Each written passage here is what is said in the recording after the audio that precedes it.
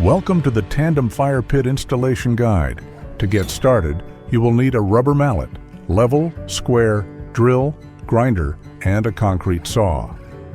Keeping safety in mind, you will need ear protection, a dust mask, eye protection, work gloves, and safety shoes. For materials, please note the required number of tandem face units in each size, as well as coping, modular blocks, universal connectors, and base blocks. Fire pit components include the gas insert, lava rock, flex frames, vents, and an ignition kit.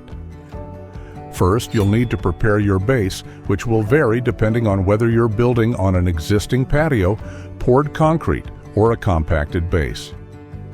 For a compacted base, you will first need to run the gas line for the starter unit at the bottom of the excavated site prior to adding a compacted gravel base and bedding sand.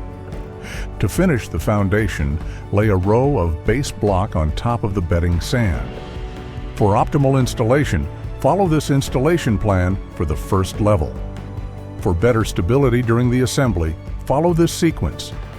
Place your first modular block, then the face unit, followed by the second block. The next face unit will need to be cut to accommodate the stainless steel vent, according to the dimensions indicated in the Fire Pit Kit Installation Guide. Plan for 4 vented face units. To allow air circulation to the vent, use a partial block to back the rest of that face unit.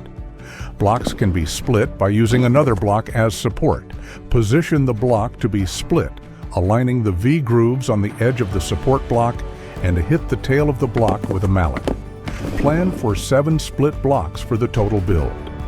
Continue installing blocks and face units following the sequence. It is important to note that universal connectors are to be used to create a second attachment point whenever one of the blocks does not connect directly to the face unit, as shown here.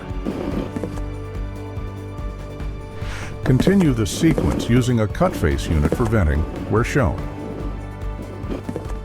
Note that it may sometimes be necessary to reverse the blocks according to the recommended installation plan. Continue installation of the first row, noting that the corner face units must be installed in the correct direction, with the finished side facing outwards.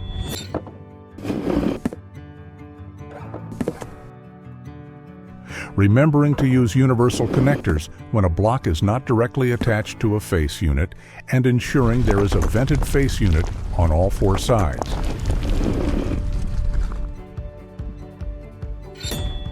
For the second row of the installation plan, note the difference in configuration. This variation of the face unit layout avoids vertical joints in the facade. Remember to install universal connectors where needed. Continue installing the third row according to the installation plan. In this row, you will need to prepare the face unit to accommodate the ignition panel cut to the dimensions provided in the Fire Pit Kit Installation Guide.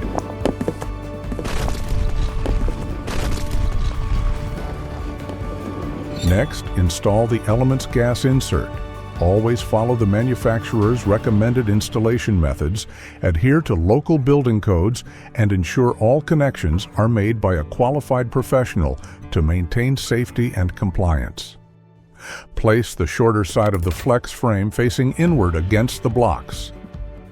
Make all electrical connections and gas fittings during this step, then place the gas fire pit insert on the edges of the flex frame. Connect and install the ignition panel. Create a tailored finished look by placing coping units on the top row, securing the coping using mortar or construction adhesive. For a more rustic veneer, you can apply this installation method using Tandem Ashlar face units. For the final step, cover the gas fire pit insert with lava rocks, and your fire pit is ready to enjoy. For more information, be sure to check out the Tandem Idea Book and Installation Guide. And for more training information, visit Belgard.com.